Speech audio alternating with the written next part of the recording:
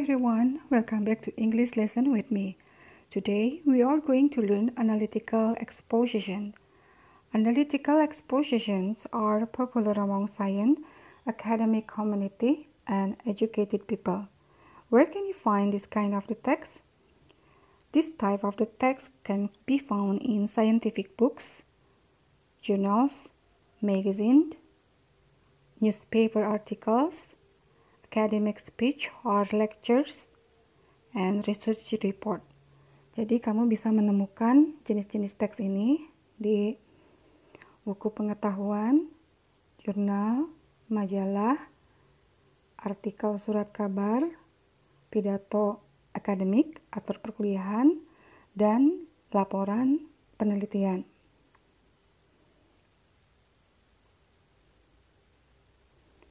Kemudian, apa sih yang dimaksud dengan analytical exposition? Analytical exposition is a type of spoken or written text that is intended to persuade the listeners or readers that something is the case. To make the persuasion stronger, the speaker or writer gives some argument as the fundamental reason why something is the case. Jadi, analytical exposition merupakan teks tertulis maupun lisan yang ditujukan untuk membujuk pembaca atau pendengar akan suatu kasus. Dalam penulisan atau penyampaian isi analytical exposition, penulis atau pembicara memberikan beberapa argumen atau alasan mendasar yang menjelaskan kenapa hal itu menjadi suatu kasus. Argumen atau alasan tersebut juga digunakan untuk mendukung ide-ide si pengarang agar idenya yang bersifat membujuk dapat lebih kuat. Kemudian, what is the purpose of analytical exposition text?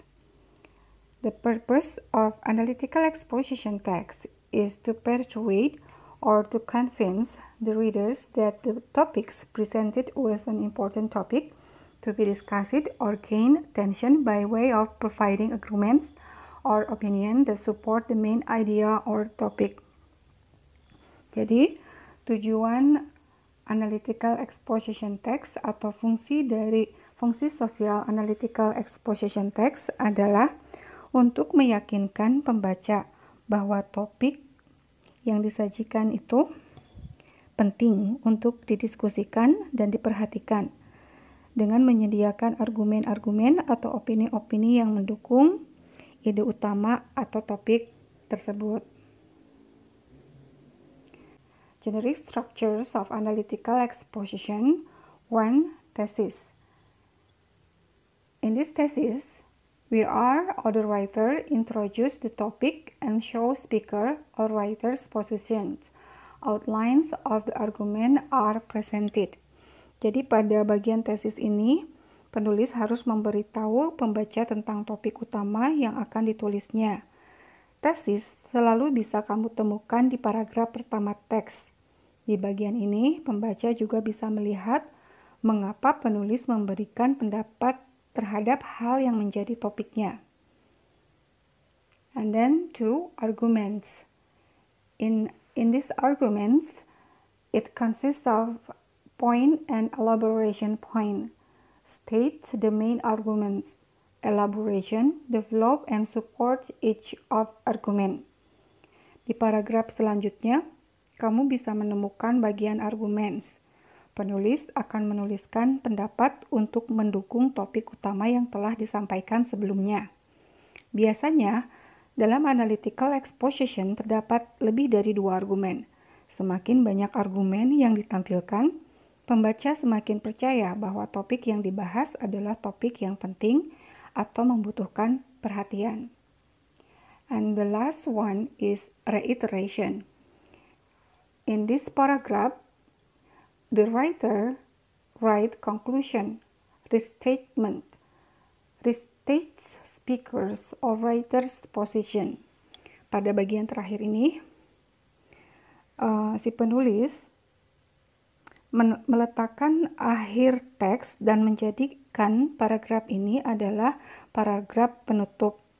Reiteration terdiri dari penegasan kembali posisi dan pendapat penulis terhadap topik utama.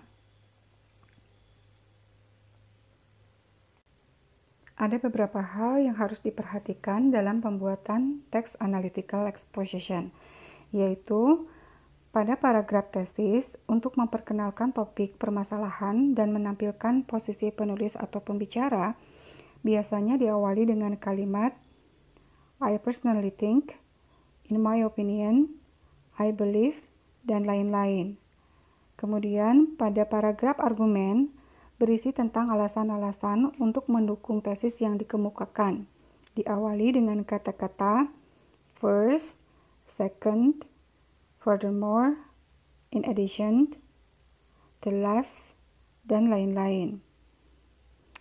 Kemudian pada paragraf terakhir yaitu reiteration berisi tentang kesimpulan dari tesis dan argumen yang dikemukakan.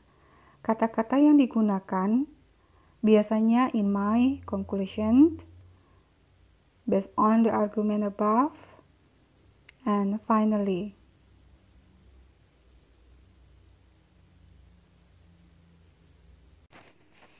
Untuk lebih jelasnya kita lihat contoh text analytical exposition. Yang pertama otomatis di paling atas adalah judul, The Importance of Having Breakfast. Kemudian paragraf pertama diikuti dengan tesis. Kemudian untuk paragraf selanjutnya adalah arguments dan diakhiri dengan reiteration. Selain struktur, kamu juga harus tahu tentang language features atau kaidah kebahasaan dalam penulisan analytical exposition text. Penulisan analytical exposition text menggunakan simple present tense.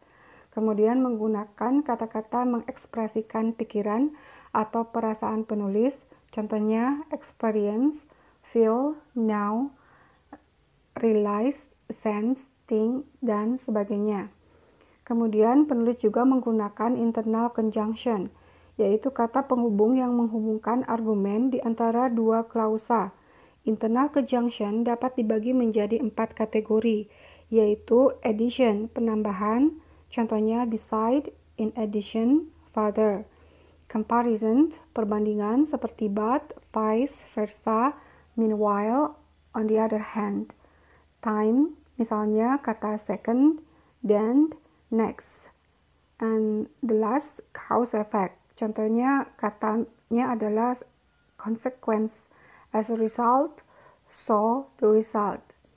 Penulis juga kadang menggunakan causal conjunction, reason why, atau sebab akibat. Misalnya kata as the result, because, by consequently, despite, due to, for that, reason, dan sebagainya. So, yang penting di sini adalah yang harus kamu ingat pada bagian kaidah kebahasaan atau language features. Penulis biasanya menggunakan simple present tense. Kemudian kata-kata yang mengungkapkan perasaan atau ide-ide si penulis. Kemudian juga menggunakan internal conjunction dan causal conjunction. Okay everyone, thank you for your attention and see you on my next video. And then don't forget to subscribe, like, share, comment. Bye bye.